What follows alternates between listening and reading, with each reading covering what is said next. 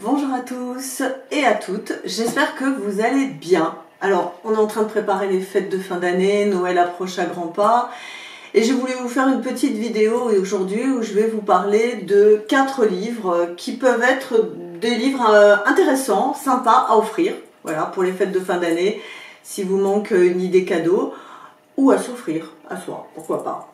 Donc voilà, on va commencer de suite. Je voulais quand même, avant de démarrer, vous remercier pour vos commentaires, pour vos partages, pour tout ce que vous faites par rapport à la chaîne qui est en train de se développer. J'ai reçu tout un recommandé de YouTube Creator. YouTube Creator, c'est comment on monte les vidéos, c'est derrière un petit peu les statistiques. Et vraiment, la chaîne en un an a vraiment décollé. Et ça, c'est grâce à vous et à vos partages. Voilà, je voulais vraiment vous remercier pour tous les partages que vous faites parce que moi, je les vois pas forcément.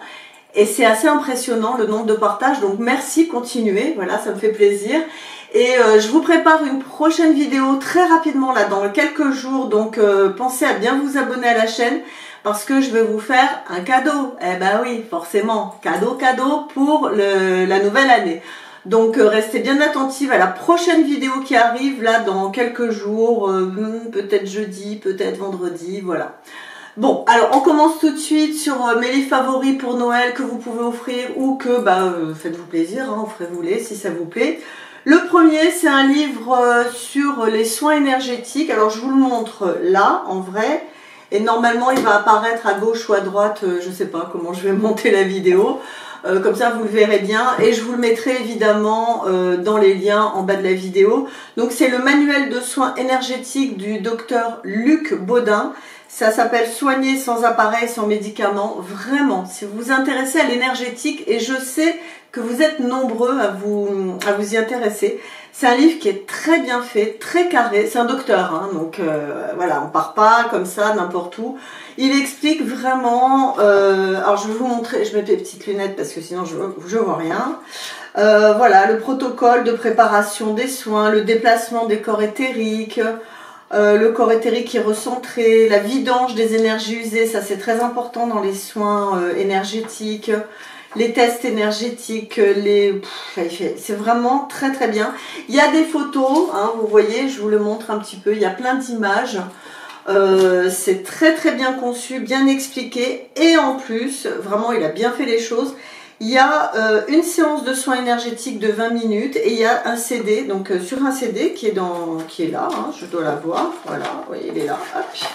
Voilà, vous avez le CD qui vous explique encore comment faire les soins, comment la présentation, le recentrage du corps éthérique, je lis un peu, relance de la prise de terre, élimination des masses, magnétisme crânien.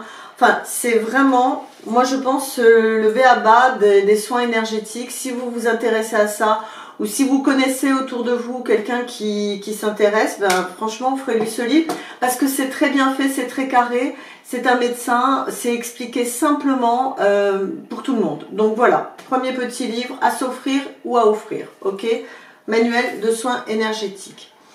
Alors le deuxième, c'est un livre, je ne sais pas comment il a atterri dans ma bibliothèque. Mystère, boule de gomme, je ne sais pas. Je sais que j'ai des clients, des clientes qui, surtout sur Marseille, m'ont offert des livres, venaient à la maison, ils me disaient bah tiens Denise, je vous offre ça, donc ça doit être un cadeau. Je me rappelle plus. En tout cas, si c'est le cas, je remercie la personne qui m'a offert ce livre. Ça fait quelques années que je l'ai. Et de temps en temps, moi j'y retourne parce que je trouve qu'il est intéressant. Alors, je vous le présente. Il s'appelle 365 moyens pour élever votre fréquence vibratoire. On est encore dans l'énergétique. Vous voyez que je vais en parler pas mal, je pense, cette année. Je sens que l'énergétique, ça va être un sujet que je vais aborder. Donc, c'est vraiment comment élever son énergie. Mais alors, elle n'a pas fait un livre explicatif et tout. C'est chaque jour un petit conseil. Alors, je vous explique, j'ouvre un peu au hasard. Voilà. Là, ça tombe sur le tarot. Évidemment, vous pouvez tomber que sur moi le tarot. Amulette contre l'inquiétude et avec un petit conseil, ne laissez pas l'inquiétude mettre votre vie sans dessous. Trouvez un exutoire à cette négativité. Un triangle pour l'harmonie, les runes, Après, voilà, chassez la négativité, détachez-vous de la négativité. Donc elle explique un petit peu et elle donne toujours des petits exercices à faire ponctuels que vous pouvez faire sur une journée ou plusieurs journées.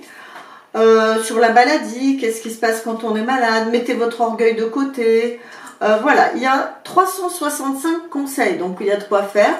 Moi, ce que je vous conseille, alors, soit vous le faites du premier conseil jusqu'au dernier, pourquoi pas, ça peut être pas mal. Sinon, ce que je vous conseille de faire, c'est quand vous le sentez, que vous vous réveillez le matin, que vous n'êtes pas très en forme, faites comme ça, vous voyez, vous prenez le livre, fermez les yeux, hop, vous tombez. Alors moi, je tombe sur quoi? Tiens, on va regarder. Je suis tombée sur or doré. Ah ouais, la loi d'attraction et le feng shui vont souvent de pair.